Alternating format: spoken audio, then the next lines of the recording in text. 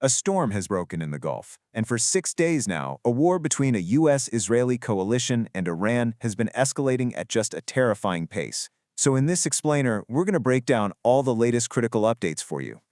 Right, we're jumping straight into day 6 of this new war in the Middle East. And let me tell you, events are moving incredibly fast. We've got new fronts opening up and major international powers are getting drawn in.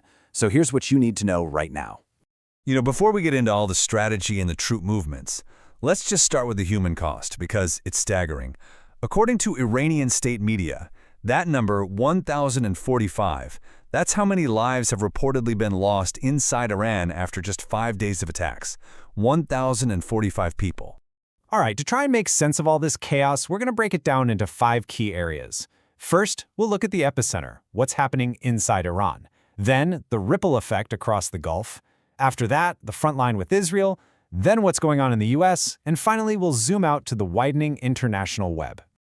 Okay, let's dive into our first section, the epicenter, inside Iran. This is a nation under attack, facing a massive assault from the air and, at the same time, some serious turmoil from within. So right away, Iran's Ministry of Foreign Affairs is accusing the U.S. and Israel of hitting dozens of civilian sites. I mean, they're claiming 33 non-military targets have been struck.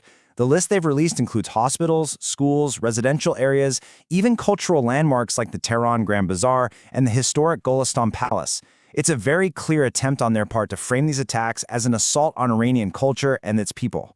And, amidst this external attack, there's a huge internal power struggle heating up.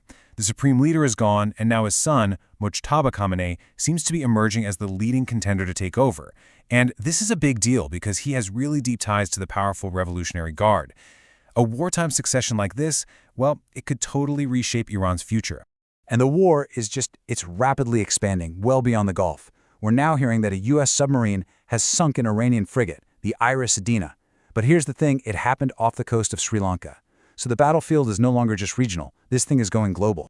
And the immediate, terrible human cost of that one engagement? Sri Lanka's Navy is reporting that they've recovered 87 bodies from the sea so far. All right, so now let's move to the Gulf, a region absolutely on edge, because Iran's response to these attacks is creating enormous shockwaves for its neighbors, and frankly, it's threatening the entire global economy. And that brings us to this, the Strait of Hormuz. You probably know this is an absolutely critical shipping lane, a vital artery for the world's oil supply. Well, Iran's Revolutionary Guard has just announced that it's closed. Just like that, all maritime traffic is ground to a halt. The economic implications of this, they're just staggering. And you can really see the diverging regional reactions to this. It's creating a deep diplomatic fracture. On one side, you have Qatar, which is actually evacuating residents near the U.S. Embassy and making diplomatic outreach to Iran, demanding an immediate halt to the strikes. But then you have Saudi Arabia on the complete other side, condemning an Iranian drone attack and talking with the U.S. about Iranian threats. So yeah, the region is deeply, deeply divided on how to handle this. Okay, let's shift now to the front line and talk about Israel, one of the primary actors in this war. It really looks like their campaign is intensifying, entering a whole new phase.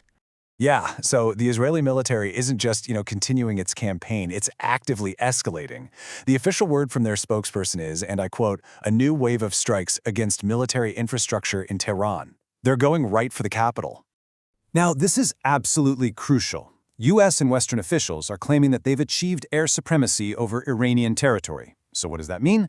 It means their jets can now fly over Iran, mostly uncontested. And if that's true, well, that is a major, major turning point in this war. It opens the door for much deeper, more sustained bombing campaigns. Okay, so from the front line, let's pivot to the global power at the center of this, the United States. We're going to look at the justification for the war and the division it's causing back home. And yeah, back home, this war is proving to be deeply unpopular. Just look at this Reuters/Ipsos poll.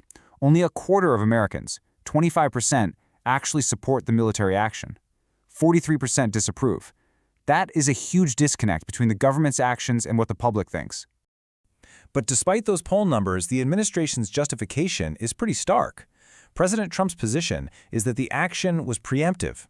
His claim, and this is a quote, is, if we didn't hit within 2 weeks, they would have had a nuclear weapon. I mean, that is a very high-stakes rationale for what's become a deeply unpopular war. And politically, the administration just secured a really key victory. The Senate voted 53 to 47 against requiring congressional approval to continue the war. It was close, but what this means is that for now, the executive branch has the green light to proceed without any further checks from Congress. Okay, for our final section, let's look at the widening international web, because this conflict is spreading and pulling in other nations fast. And believe me, the pace is really picking up now. First, in Lebanon. A whole new front has just opened up on Israel's northern border. We're seeing heavy fire exchange with Hezbollah, Iran's most powerful proxy in the region. And these clashes are happening right near Beirut, the capital. Then there's this, and this is a massive development. NATO air defenses stationed in Turkey have intercepted an Iranian ballistic missile. Now let's be clear, this isn't just Turkey. This is a direct engagement involving the entire NATO alliance. This dramatically raises the stakes. And as all this fighting spreads, the diplomatic pressure is really starting to build. Now China is weighing in. Their foreign minister has just officially called for an immediate cessation of all hostilities. So, here we are at the end of day 6, and what started as a regional strike has exploded into a multi-front war with global consequences, and all in less than a week. New fronts are opening up, global powers are being pulled in, and it leaves us with a really unsettling question. What does day 7 even look like?